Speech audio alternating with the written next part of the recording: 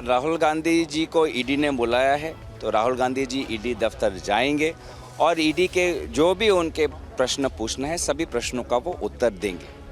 लेकिन मैं ये पूछना चाहता हूँ कि ये ईडी की आज जो छवि आज धूल में मिट चुकी है, क्योंकि देश के लोग भी जानते हैं कि ईडी का राजनीतिक व्यवहार किया जा रहा है। ईडी सिर्फ विपक्षी दलों के घरों में जाता है, बीजेपी शासित प्रदेशों में नहीं।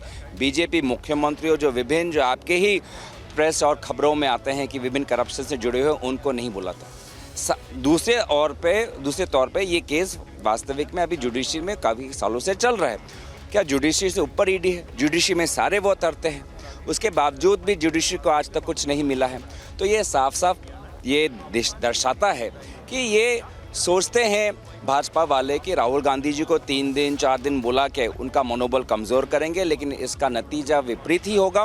राहुल गांधी जी और शक्तिशाली होंगे, दृढ़ होगी कांग्रेस पार्टी और दृढ़ और शक्तिशाली होगी और देश की आवाम को एक नया हौसला, एक नई उम्मीद मिलेगी। गौरव जी, आपने अभी संस्थान पर सवाल उठाए हैं, लेकिन एक सवाल ये भी है कि सबसे ज़्यादा सरकारें तो आपकी रही हैं। आप लोगों ने ऐसा कोई काम क्यों नहीं किया जो जितने भी जो ये संस्थाएं हैं वो इंडिपेंडेंट होकर काम कर पाएँ? अब आप सवाल उठा रहे हैं क्योंकि जो वर्तमान सरकार है उन पर सवाल उठा रहे हैं। आप लोगों ने क्यों ऐसी व्यवस्था नहीं बनाई? देखिए, आप अगर हमारे टाइम में देखें तो ऐसे बहुत से ऐसे आपको समय मिलेंगे जहां पे हमने ही सीबीआई केस हमारे ही टाइम पे हमने प्रारंभ किए। बहुत से टाइम पे ये कहा गया था कि तो पिंजरे का तोता है। हमने ही सीबीआई केस हमारे ही टाइम पे हमारी सरकार ने किया है।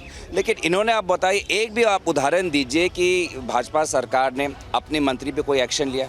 हमारे टाइम पे अगर मंत्री पे आंचन भी आई, कुछ आरोप भी लगा, तो हमने उनको इस्तीफा करने के लिए कहा और देश की अदालत के सामने अपना उनको कहा कि वो जाएं। लेकिन आप बताएं, ऐसा कुछ हुआ है? तो ये सिर्फ एक आरोप ही है।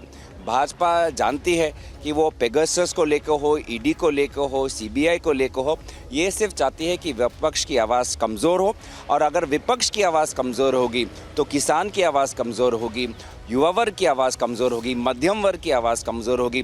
हर वो व्यक्ति जो इस शासन से पीड़ित है, अपनी आवाज़ व्यक्त करना चाहता है, उनके जो अधिकार है उस पे हनन होगी अगर इस प्रकार का व्यवहार चलता गया।